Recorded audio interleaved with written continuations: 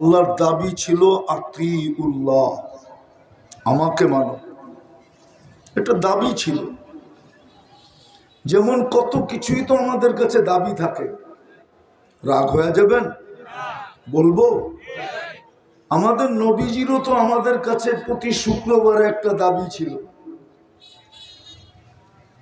প্রতি শুক্রবারে মুহাম্মদুর রাসূলুল্লাহ সাল্লাল্লাহু আলাইহি ওয়াসাল্লামের আমাদের কাছে একটা দাবি ছিল, দাবি, একটা অনুরোধ ছিল, একটা আবেদন ছিল, একটা দরখাস্ত ছিল যে শুক্রবারে আমার উপরে বেশি বেশি দুরূদ পড়ো।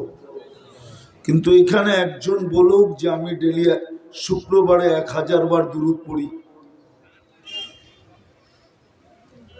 অথচ আপনি হাদিসের কিতাব নিয়ে আসেন, আমি খুলে দেখাই, বলুক কিতাবে আসে না নাই? আবেদন তো ছিল, অনুরোধ তো ছিল, দরখাস্ত ছিল, আরজি তো ছিল। আচ্ছা 1000 বাদ দিলাম, 500 বার। আচ্ছা 500 বার বাদ দিলাম, 200 বার। একজন হাত উঠেছে, 2 জন, 3 জন, আর তো কেউ নাই, 4-5 জন হবে। প্রতি শুক্রবারে আমি 200 বার দুরূদ পড়ি, পড়ি তো না। অথচ আপনি কত বড় সম্মানিত হলেন উম্মতে মুহাম্মদী হয়ে। প্রথম কোরআন দেখাই, কোরআন। আপনি উম্মতে মুহাম্মদী হওয়ার কারণে সর্বপ্রথম আল্লাহর কুদরতি হাতে বাছাই হওয়ার সুযোগ পেলেন। বাছাই বোঝেন? বাছাই সারা বাজার ঘোরার পরে নিজের পছন্দের জিনিসটা মিলল আর ওটাকে কিনলো, এটা হলো বাছাই। আল্লাহ তো আমাদের প্রত্যেককে বাছাই করে উম্মতে মুহাম্মদী, মুহাম্মদুর রাসূলুল্লাহ সাল্লাল্লাহু আলাইহি ওয়াসাল্লামের উম্মত বানাইলেন। কোরআন বলে হুয়াজতাবাকুম, বাছাই করা। দ্বিতীয় কোরআন থেকে দেখাই, মুহাম্মদুর রাসূলুল্লাহ সাল্লাল্লাহু আলাইহি ওয়াসাল্লামের উম্মত হওয়ার কারণে আপনার মাথায় একটা মুকুট লাগলো। মুকুট চিনেন? তাজ লাগলো, কুনতুম খায়রা উম্মাহ। আপনি কি এটাকে মুকুট বলবেন না? না বলবেন না? হ্যাঁ বলবো। তৃতীয় দেখাই, উম্মতে মুহাম্মদী হওয়ার কারণে আপনি আল্লাহর পক্ষে নির্বাচিত হইলেন। কার পক্ষে? পক্ষে বোঝেন? আরেকটা শব্দ বললে বুঝবেন। আপনি কিয়ামতের দিন আল্লাহর পক্ষের রাজ সাক্ষী হইলেন। রাজ সাক্ষী বুঝেন? এটা কিন্তু সরকারের পক্ষে হয় রাজ সাক্ষী। রাজ সাক্ষী শুধু সরকারই নিয়োগ দিতে পারে, আর কেউ না। আর রাজ সাক্ষী যখন হয় তো সরকারের দায় দায়িত্ব হয় এর ভরণ পোষণ থেকে নিয়ে এমনকি 24 ঘন্টা একে সিকিউরিটি দেওয়া, এটা সরকারের দায়িত্ব। কেউ যেন একে আঙ্গুল দিয়ে ছুঁইতেও না পারে। এটাই হলো রাজ সাক্ষীর নিয়ম। তো আপনি রাজ সাক্ষী কার পক্ষে? আরে বলেন না। আল্লাহ তো ছোট, ঠিক না? বড়? কেমন বড়? প্রমাণ তো দিতে পারবেন না। আল্লাহ বড় যদি বলেন তাহলে প্রমাণ দিতে পারবেন? এখানে একজনও হবে না 99 নামের অর্থ কোনোদিন দেখছে? একজনও নাই। 99 নাম তো আল্লাহর পদবী। যেমন এইখানে মেহমান আছে, প্রত্যেকের নামের সাথে পদবী লেখা আছে। কে চেয়ারম্যান, কে মেম্বার, কে উপজেলায় ছিল, কে ইউনিয়নে ছিল, কে সভাপতি, এই সব লেখা আছে। এটা হলো পদবী। আল্লাহ তো 99 নাম দিয়ে নিজের পরিচয় দিছে যে আমি কোন আল্লাহ চিন, কিন্তু আজ পর্যন্ত তো কেউ 99 নামের অর্থ দেখে। রাগ হয় না, পায়ে হাত রাখে, কেউ তো দেখে না। না শিক্ষিত লোক দেখছে না অশিক্ষিত লোক দেখছে, কম শিক্ষিত দেখছে না বেশি শিক্ষিত দেখছে, কেউ তো দেখে নাই। না নারী দেখছে না পুরুষ দেখছে। তাহলে আপনি আল্লাহ বুঝবেন কি করে? আল্লাহর যে রাস সাক্ষী আপনি এটা বুঝবেন কি করে? পরিচয় তো জানতে হবে। যাক, তৃতীয়টা দেখাইলাম। এইবার হাদিসে যাই। আপনি উম্মতে মুহাম্মদী হতে পারার কারণে আপনার হাতের মুসা আলাইহিস সালামের মতো নবী, যার কিতাবটা আল্লাহ কুদরতি হাতে লেখছেন, ওটা কিতাব, কিন্তু কি কি কিতাব। আসবো, আমি জায়গা মতে আসবো, চলেন আবার ভুলা না যাই, বলা দেই। মুসা আলাইহিস সালাম কে? ওনার পদবী কি? কালিমুল্লাহ। কেন? উনি আল্লাহর সাথে কথা বলে, এই জন্য কি কালিমুল্লাহ। আর আল্লাহ আমাদের সাথে কথা বলেন বিদায় দিলেন কালামুল্লাহ। মনে হয় আপনি দূরত্ব বোঝেন নাই। মুসা আলাইহিস সালাম কথা বলে বিদায়, ওনার উপাধি কি? আর আল্লাহ আমাদের সাথে কথা বলে বিদায় আমাদেরকে দিলেন কালামুল্লাহ। কিন্তু এখানে তো কয়জন হবে ডেলি কোরআন পড়ে সকাল বিকাল? এক যুবকও তো হবে না। এমনকি এক যুবক তো কোরআনটাকে ডেলি ছুঁয়েও দেখে না। এখানে বেশিরভাগ মানুষ হবে যারা সারা বৎসরে একবারও কোরআনটাকে একটা চুমা দিয়ে দেখে না। না নাই? যুবকই তো আছে সারা বৎসরে কোরআনটাকে একবার চুমা দেয় না। অথচ আল্লাহ কথা বলেন বিদায় দিলেন কি কালামুল্লাহ।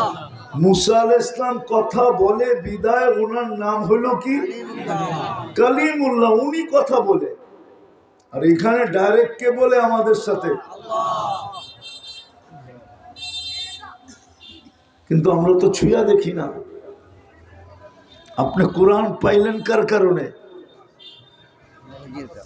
মুহাম্মদুর রাসূলুল্লাহ সাল্লাল্লাহু আলাইহি ওয়াসাল্লামের কারণে কোরআন পাইলেন। কোরআন পাইলেন মানে আল্লাহ আপনার সাথে কথা বলে, বলতে চায়, আগ্রহী। এই জন্যই তো আলী রাদিয়াল্লাহু তাআলা আনহু বলছেন, তুমি যদি চাও আল্লাহ কথা বলুক, ফালিতাতলুল কুরআনাল কারীম, তুমি কোরআন পড়ো। আরো লম্বা কাহিনী ছড়ায়া যাবে, আমি লম্বা করতে চাইতেছি না, কারণ আমি তুর পাহাড় দেখছি বিদায় আমার এগুলা সব নলেজে আছে। আমি আজ থেকে 14 বছর আগে দেখা আসছি তুর পাহাড়। ওইখানে যাওয়ার পরে বড় ভাবনা আমার দিলে আসছিল যে মুসা আলাইহিস সালাম তো এইখানেই কথা বলতো, কিন্তু তখনই মনে প্রশ্ন আসছে, কথা বললে কি হবে? সময় তো নির্ধারিত ছিল, এর আগে পরে তো বলতে পারতেন না, না পরে না আগে। কথার মাত্রাও নির্ধারিত ছিল, মাত্রা অতীত কথা বলতে পারতেন না। তৃতীয়, ওইখানে গেলেই জুতা খুলতে হইতো। কিন্তু আমাদের সাথে তো আল্লাহ কথা বলেন। এক রাকাতে যদি এক খতম করে তারপরও আল্লাহ না করবে না, করবে নাকি? হ্যাঁ, সারাদিন হাঁটতে চলতে উঠতে বসতে যদি পড়তে থাকে, না করবে? এখন বলবেন অনেকে তো পড়তে পারে না, তাহলে সে কি কোরআনের সওয়াব পাবে না?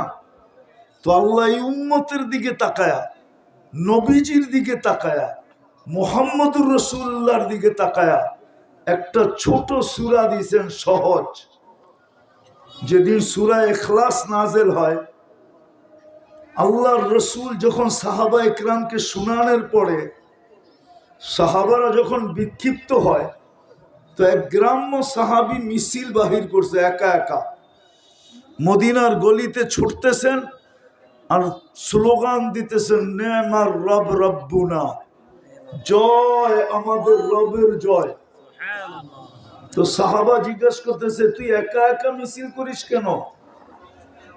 আর মিছিলের শব্দ হলো নেমার রব রব্বুনা, জয় আমাদের রবের জয়।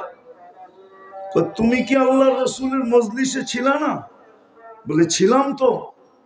সূরা ইখলাস নাযিল হইতে শোনো নাই? বলছে শুনছি তো। বলে তাইলে তুমি জিজ্ঞেস করো কেন আমি কেন স্লোগান দেই আল্লাহর জয়? তো বলছে ভাই ভাঙ্গা বল, আমরা তো বুঝি নাই। তো পরে বলতেছে ইয়াখুজ কালিল ওয়া ইউতিল জাজিল, ছোট একটা সূরা, সহজ, একবার পড়তে দেরি 10 পারার সওয়াব দিতে দেরি করেন না। কিন্তু আমি যদি প্রশ্ন করি, এখানে যারা পড়তে পারে না এরকম কে আছে? সূরা ইখলাস তো সমস্ত মুসলমান পারে, ঠিক না? হ্যাঁ, কোরআন পড়তে না পারুক, সূরা ইখলাস তো পারে। কে এরকম এখানে আছে যে ডেলি 3 বার সূরা ইখলাস এই নিয়তে পড়ে যে আমার আমল নামায় 1 খতম কোরআনের সওয়াব ডেলি লেখাও? 1-2 জন হবে, 4-5 জন হবে, 10-12 জন হবে, কিন্তু বাকি তো কেউ নেই। বাকি তো কেউ নেই। আজকে যে আমাদের দুরবস্থা, আমি কিন্তু শেষ জায়গায় চলে আসছি।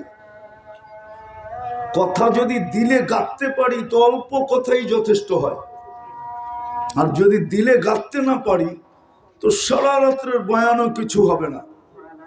আমার কাছে প্রমাণ আছে। ইব্রাহিম ইবনে আদহাম রহমতুল্লাহ আলাইহি ওলি ছিলেন না, উনি তো বলখের রাজা ছিলেন। ছোট একটা কথায় ওনার জীবন চেঞ্জ। আজকে আল্লাহওয়ালাদের, ওলিদের প্রথম সারিতে যেই লোকগুলা দাঁড়ানো আছে, ওটার ভিতরে একজন ইব্রাহিম ইবনে আদহামও আছে। ওনার রাত্রে ঘুম ভেঙে গেছে কারো পায়ের আওয়াজে, কিন্তু আওয়াজটা ছিল মাথার উপরে। উনি প্রহরীর ডাইকা জিজ্ঞাসা করছে, আমার ছাদে কে হাঁটে এত জোরে জোরে যে আমার ঘুম ভেঙে গেল? তো যায় দেখে, হ্যাঁ একজন হাঁটতেছে, হাঁটতেছে না যেন হাতুড়ি মারতেছে। তো বলছে রাজা মহোদয় ডাকে। তো নিচে চলে আসছে, ইব্রাহিম ইবনে আদহাম রহমতুল্লাহ আলাইহির সামনে দাঁড়াইছেন। তো বলতেছে, এই গভীর রাত্রে আমার ছাদে কি করো? উঠ হারায় গেছে, খুঁজতে খুঁজতে চলে আসছি। পাগল নাকি? উট ছাদে পাওয়া যায়? উট তো তালাশ করবে মরুতে অথবা জঙ্গলে। তো বলতেছে, রাজামশাই আমি যদি পাগল হই তো আপনিও পাগল। কেননা আগের রাজারা প্রতাপশালী ছিল, কিন্তু অহংকারী ছিল না। প্রতাপ ছিল, প্রতাপ ভিন্ন জিনিস, অহংকার ভিন্ন জিনিস। রাগ হলেন না, পায়ে হাতে রাখি। আজকে আমাদের কিছু মিলতে দেরি, আমরা অহংকারী হইতে দেরি করি না। সামান্য একটা পদ, ইউনিয়ন পরিষদের পদ, একটা পদ নাকি? সারা বাংলাদেশটা তো নিউ ইয়র্কের 4 ভাগের 1 ভাগ। নিউ ইয়র্ক তো বাংলাদেশের 4 গুণ বড়। বিশ্বাস হয় না? আমি 17 বার যা বলতেছি,